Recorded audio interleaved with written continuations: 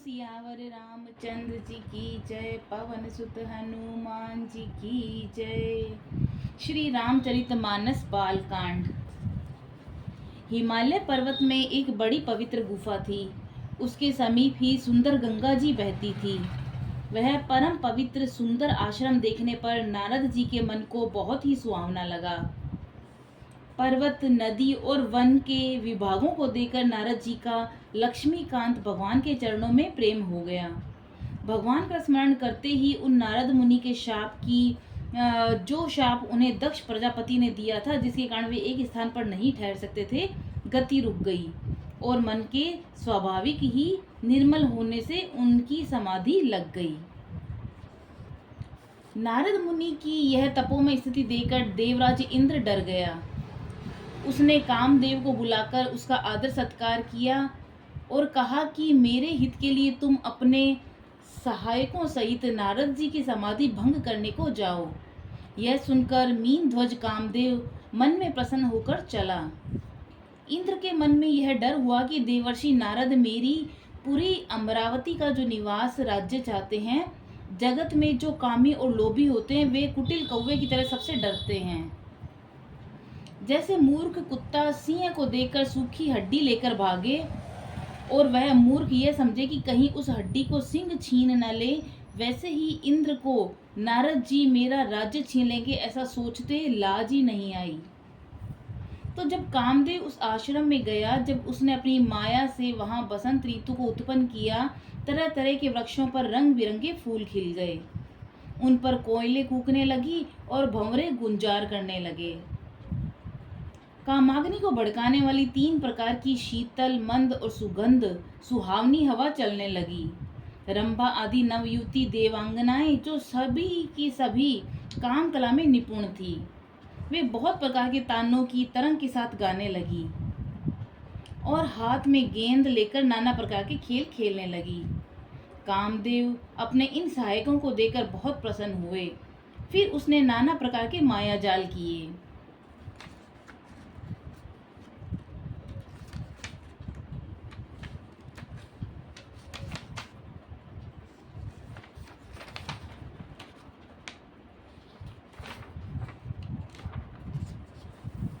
परंतु कामदेव कोई भी कला मुनि पर असर न करी। तब तो पापी कामदेव अपने ही नाश के भय से डर गया। लक्ष्मीपति भगवान, जिसके सबसे बड़े रक्षक हो, भला उसकी सीमा या मर्यादा को कोई दबा सकता है। तब अपने सहायकों समेत कामदेव ने बहुत डरकर और मन में हार मानकर बहुत ही आर्त दीन वचन कहते हुए मुनि के चरणों को जा पकड़ा। नारद जी के मन में कुछ भी क्रोध नहीं आया। उन्होंने प्रिय वचन कहकर कामदेव का समाधान कर दिया। तब मुनि के चरणों में सिर नवाकर और उनकी आज्ञा पाकर कामदेव अपने सहायकों सहित लौट गए। देवराज इंद्र की सभा में जाकर उसने मुनि की सुशीलता और अपनी करतूत सब कही, जिसे सुनकर सबके मन में आश्चर्य हुआ और उन्होंने मुनि की बड़ाई करके श्री हरि को सिर नवाया। तब नारद जी शिव जी के पास गए और उनके मन में इस बात का अहंकार हो गया कि हमने कामदेव को जीत लिया है। उन्होंने कामदेव के चरित्र शिव जी को सुनाए और महादेव जी उन नारद जी को अत्यंत प्रिय जानकर इस प्रकार की शिक्षा दी। उन्होंने कहा, हे मुनि, मैं तुमसे बार बार विनती करता हूँ कि जिस तरह ये कथा तुमने मुझे सुनाई है उस तरह भगवान श्री हरि को कभी मत सुनाना। चर्चा भी चले तब भी इसको छिपा जाना। यद्यपि शिव जी ने ये हित की शिक्षा दी थी, पर नारद जी को ये अच्छी नहीं लगी। तो हे भारद्वाज, अब कौतुक और तमाशा सुनो। हरि की इच्छा बड़ी बलवान है। श्री रामचंद्र जी जो करना चाहते हैं वह होके ही रहता है, ऐसा नहीं जो उसके विरुद्ध कर सके। तो श्री शिव जी के वचन नारद जी के मन को अच्छे नहीं लगे और वहां से वे ब्रह्मलोक को चलने दिए। एक बार ज्ञान विद्या में निपुण मुनिनाथ नारद जी हाथ में सुंदर वीणा लिए हरि गुण गाते हुए क्षीर सागर को गए और वहां वेदों के मस्तक स्वरूप मूर्तिमान वेदांत तत्व लक्ष्मी निवास भगवान नारायण रहते हैं। रमा निवास भगवान उठकर बड़े आनंद से उनसे मिले और ऋषि नारद जी के साथ आसन पर बैठ गए। चराचर के स्वामी भगवान हंसकर बोले, हे मुनि, आज आपने बहुत दिनों पर दया की। तो यद्यपि श्री शिवजी ने उन्हें पहले से ही बरज रखा था, तो नारद जी ने कामदेव का सारा चरित्र भगवान को कह सुनाया। श्री रघुनाथ जी की माया बड़ी ही प्रबल है, जगत में ऐसा कौन जन्मा है जिसे वह मोहित न कर दे। तो भगवान रूखा मुंह करके कोमल वचन बोले कि हे मुनिराज, आपका स्मरण करने से दूसरों के मोह, काम, मद और अभिमान मिट जाते हैं, फिर आपके लिए तो कहना ही क्या। तो हे मुनि सुनिए, मोह तो उसके मन में होता है जिसके हृदय में ज्ञान वैराग्य नहीं है। आप तो ब्रह्मचर्य व्रत में तत्पर और बड़े ही धीर बुद्धि हैं, भला कहीं आपको भी कामदेव सता सकता है।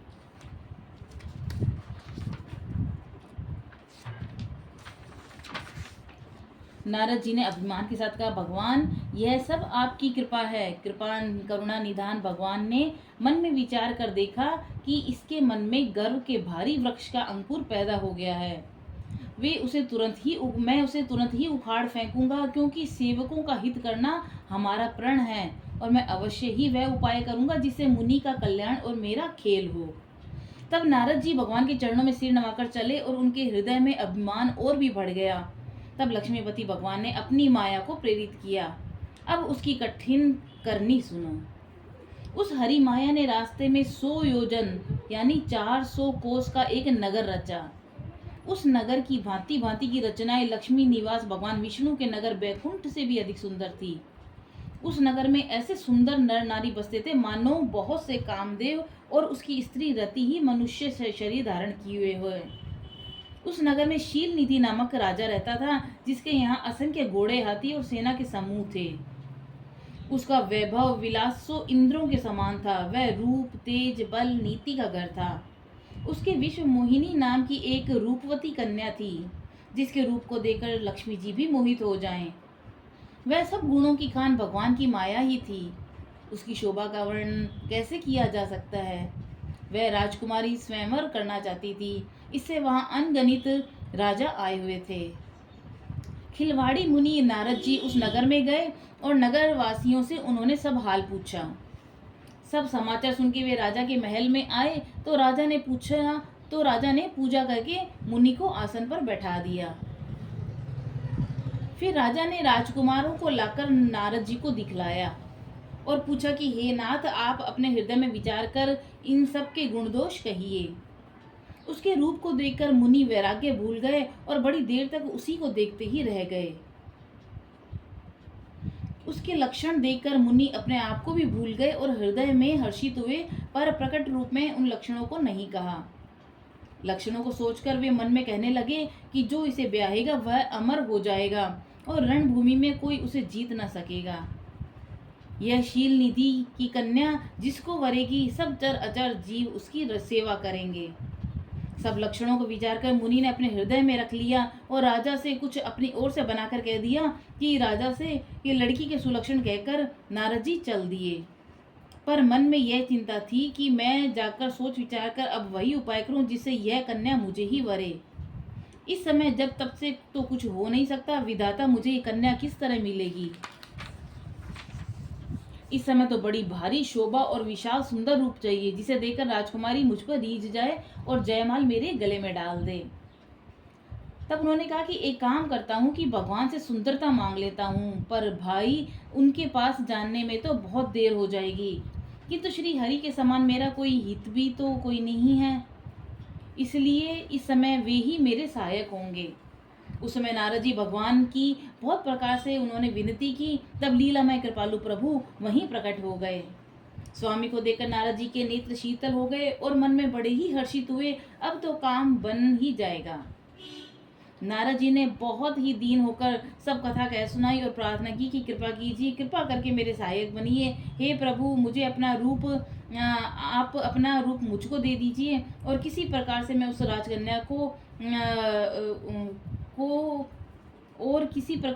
राजकन्या को नहीं पा सकता, तो आप मुझे अपना ये सौंदर्य रूप मुझे दे दीजिए।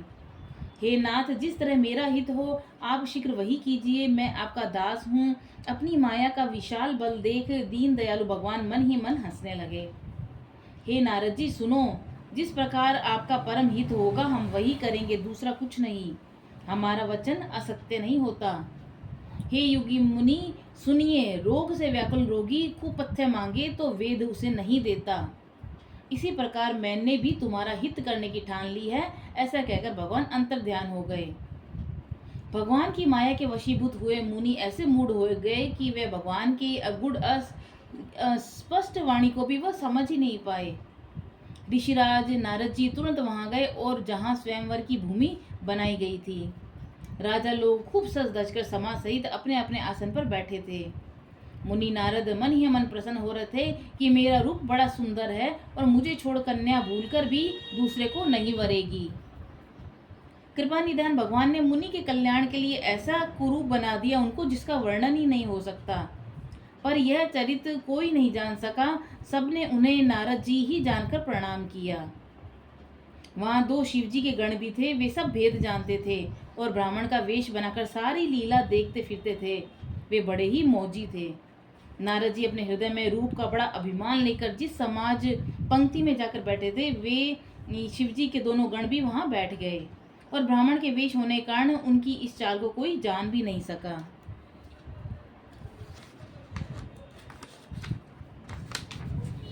वे नारद जी को सुना सुनाकर व्यंग्य वचन कहते थे कि भगवान ने इनको अच्छी सुंदरता दी है, इनकी शोभा देखकर राजकुमारी रीझ ही जाएगी और हरि वानर जानकर इनको खास तौर से वरेगी। नारद मुनि को मोह हो रहा था क्योंकि उनका मन दूसरे के हाथ माया के वश में था। शिव जी के गण बहुत प्रसन्न होकर हंस रहे थे। यद्यपि मुनि उनकी अटपटी बातें सुन रहे थे, पर बुद्धि भ्रम में सनी हुई होने के कारण वे बातें उनकी समझ में नहीं आती थी। उनकी बातों को वे अपनी प्रशंसा समझ रहे थे। इस विशेष चरित्र को किसी ने नहीं जाना, केवल राजकन्या ने नारद जी का वह रूप देखा। उनका बंदर का सा मुंह और भयंकर शरीर देखते ही कन्या के हृदय में क्रोध उत्पन्न हो गया। तब राजकुमारी सखियों को साथ लेकर इस तरह चली मानो राजहंसिनी चल रही है। वे अपने कमल जैसे हाथों में जयमाला लिए सब राजाओं को देखती हुई घूमने लगी। जिस ओर नारद जी रूप के घर में फूले बैठे थे, उस ओर उसने भूलकर भी नहीं ताका। नारद मुनि बार बार उचकते और छटपटाते हैं। उनकी दशा देखकर शिवजी के गण मुस्कुराते हैं। कृपालु भगवान भी राजा का शरीर धारण कर वहां जा पहुंचे और राजकुमारी ने हर्षित होकर उनके गले में जयमाला डाल दी। लक्ष्मी निवास भगवान दुल्हन को ले गए और सारी राजमंडली निराश हो गई। मोह के कारण मुनि की बुद्धि नष्ट हो गई थी। इससे वे राजकुमारी को गई देख बहुत ही विकल हो गए, मानो गांठ से छूटकर मणि गिर गई हो। तब शिवजी के गणों ने मुस्कुराकर कहा, जाकर दर्पण में अपना मुंह तो देखिए। ऐसा कहकर वे दोनों बहुत भयभीत होकर भागे। मुनि ने जल में झांककर अपना मुंह देखा तो अपना रूप देखकर उनको क्रोध बहुत ज्यादा बढ़ गया। उन्होंने शिवजी के उन गणों को अत्यंत कठोर श्राप दिया, तुम दोनों कपटी और पापी जाकर राक्षस हो जाओ। तुमने हमारी हंसी की है, उसका फल चखो। अब फिर किसी मुनि की हंसी मत करना। मुनि ने फिर जल में देखा तो उन्हें अपना असली रूप प्राप्त हो गया। तब भी उन्हें संतोष नहीं हुआ। उनके होंठ फड़क रहे थे, मन में क्रोध भरा था। तुरंत ही वे भगवान कमलापति के पास चले। मन में सोचते जाते थे कि जाकर या तो श्राप दूंगा या प्राण दे दूंगा। उन्होंने जगत में मेरी ऐसी हंसी कराई, दैत्यों के शत्रु भगवान हरि उन्हें बीच रास्ते में ही मिल गए। साथ ही लक्ष्मी जी और वही राजकुमारी थी। देवताओं के स्वामी भगवान ने मीठी वाणी में कहा, हे मुनि, व्याकुल की तरह कहाँ चले? ये शब्द सुनते ही नारद को बड़ा क्रोध आया और माया के वशीभूत होने के कारण मन में चेत ही नहीं रहा। मुनि ने कहा कि तुम दूसरों की संपदा नहीं देख सकते, तुम्हारे ईर्ष्या और कपट बहुत है। समुद्र मथते समय तुमने शिवजी को बावला बना दिया और देवताओं को प्रेरित करके उन्हें विषपान कराया। असुरों को मदिरा और शिवजी को विष देकर तुमने स्वयं लक्ष्मी और सुंदर कौस्तुभ मणि ले ली। तुम बड़े धोखेबाज और मतलबी हो, सदा कपट का व्यवहार करते हो। तुम परम स्वतंत्र हो, सिर पर तो कोई है ही नहीं। इससे जब जो मन को भाता है वही करते हो। भले को बुरा, बुरे को भला कर देते हो और हृदय में हर्ष विषाद कुछ भी नहीं लाते। सबको ठग ठग कर परख गए हो और अत्यंत निडर हो गए हो। इसी से ठगने के काम से मन में तुम्हारे सदा उत्साह रहता है। शुभ अशुभ कर्म तुम्हें बाधा नहीं देते। अब तक तुमको किसी ने ठीक नहीं किया था, अब की तुमने अच्छा घेर बना दिया। मेरे जैसे जबरदस्त आदमी से छेड़खानी की है, अतः अपने किए का फल अवश्य पाओगे। जिस शरीर को धारण करके तुमने मुझे ठगाया है, तुम भी वही शरीर धारण करो, यह मेरा शाप है। तुमने हमारा रूप बंदर का सा बना दिया था, इससे बंदर ही तुम्हारी सहायता करेंगे। मैं जिस स्त्री को चाहता था उससे मेरा वियोग कराकर तुमने मेरा बड़ा अहित किया है, इससे तुम भी स्त्री के वियोग में दुखी होगे।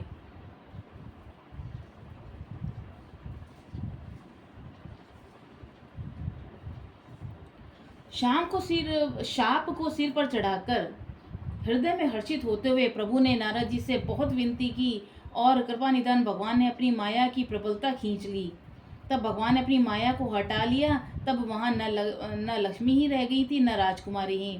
तब मुनि ने अत्यंत भयभीत होकर श्री हरि के चरण पकड़ लिए और कहा कि हे शरणागत के दुखों को हरने वाले, मेरी रक्षा कीजिए। हे कृपालु, मेरा शाप मिथ्या हो जाए। तब दीनों पर दया करने वाले भगवान ने कहा कि यह सब मेरी ही इच्छा से हुआ है। मुनि ने कहा, मैंने आपको अनेक खोटे वचन कहे हैं, मेरे पाप कैसे मिटेंगे? भगवान ने कहा कि जाकर शंकर जी के शतनाम का जप करो, इससे हृदय में तुरंत शांति होगी। शिव जी के समान कोई दूसरा मुझे प्रिय नहीं है, इस विश्वास को भूलकर भी न छोड़ना। हे मुनि, पुरारी शिव जी जिस पर कृपा नहीं करते वह मेरी भक्ति नहीं पाता। हृदय में ऐसा निश्चय करके जाकर पृथ्वी पर विचरो, अब मेरी माया तुम्हारे निकट नहीं आएगी। बहुत प्रकार से मुनि को समझा बुझाकर डांडस देकर तब प्रभु अंतर्ध्यान हो गए और नारद जी श्री रामचंद्र जी के गुणों का गान करते हुए सत्यलोक ब्रह्मलोक को चले गए। शिव जी के गणों ने जब मुनि को मोह रहित और मन में बहुत प्रसन्न होकर मार्ग में जाते हुए देखा, तब वे अत्यंत भयभीत होकर नारद जी के पास आए और उनके चरण पकड़कर दीन वचन करके बोले कि हे मुनिराज, हम ब्राह्मण नहीं हैं, शिव जी के गण हैं। हमने बड़ा अपराध किया है जिसका फल हमने पा लिया है। हे कृपालु, अब श्राप दूर करने की कृपा कीजिए। दीनों पर दया करने वाले नारद जी ने कहा, तुम दोनों जाकर राक्षस हो, तुम्हें महान ऐश्वर्य तेज बल की प्राप्ति हो। तुम अपनी भुजाओं के बल से जब सारे विश्व को जीत लोगे, तब भगवान विष्णु मनुष्य का शरीर धारण करेंगे। युद्ध में श्री हरि के हाथ से तुम्हारी मृत्यु होगी और जिससे तुम मुक्त हो जाओगे, फिर संसार में जन्म नहीं लोगे। वे दोनों मुनि के चरणों में सिर नवाकर चले और समय पाकर राक्षस हुए। दोनों देवताओं को प्रसन्न करने वाले, सज्जनों को सुख देने वाले, पृथ्वी का भार हरण करने वाले भगवान ने एक कल्प में इसी प्रकार मनुष्य का अवतार लिया था। इस प्रकार भगवान के अनेकों सुंदर सुखदायक अलौकिक जन्म और कर्म हैं। प्रत्येक कल्प में जब जब भगवान अवतार लेते हैं, नाना प्रकार की सुंदर लीलाएं करते हैं, तब तब मुनीश्वरों ने परम पवित्र काव्य रचना करके उनकी कथाओं का गान किया है और भांति भांति के अनुरूप प्रसंगों का वर्णन किया है, जिसको सुनकर विवेकी लोग आश्चर्य नहीं करते। श्री हरि अनंत हैं, उनका कोई पार नहीं पा सकता। उनकी कथा भी अनंत है। सब संत लोग उसे बहुत प्रकार से कहते सुनते हैं। श्री रामचंद्र जी के सुंदर चरित्र करोड़ कल्पों में ही गाए नहीं जा सकते। शिव जी कहते हैं कि हे पार्वती, मैंने यह बतलाने के लिए इस प्रसंग को कहा है कि ज्ञानी मुनि भी भगवान की माया से मोहित हो जाते हैं। प्रभु कोत की लीलामय है, शरणागत का हित करने वाले हैं। वे सेवा करने में बहुत सुलभ और सब दुखों के हरने वाले हैं। देवता, मनुष्य, मुनियों में ऐसा कोई नहीं है जिसे भगवान की महान बलवती माया मोहित न कर दे। मन में ऐसा विचार कर उस महामाया के स्वामी प्रेरक श्री भगवान जी का भजन करना चाहिए। हे गिरिराज कुमारी, अब भगवान के अवतार का वह दूसरा कारण सुनो। मैं उसकी विचित्र कथा विस्तार पूर्वक कहता हूँ, जिस कारण से जन्म रहित, निर्गुण और रूप रहित अव्यक्त सच्चिदानंद घन ब्रह्म अयोध्यापुरी के राजा हुए। बोलो सियावर रामचंद्र जी की जय, पवन सुत हनुमान जी की जय। श्री राम जय राम जय जय राम, श्री राम जय जय राम।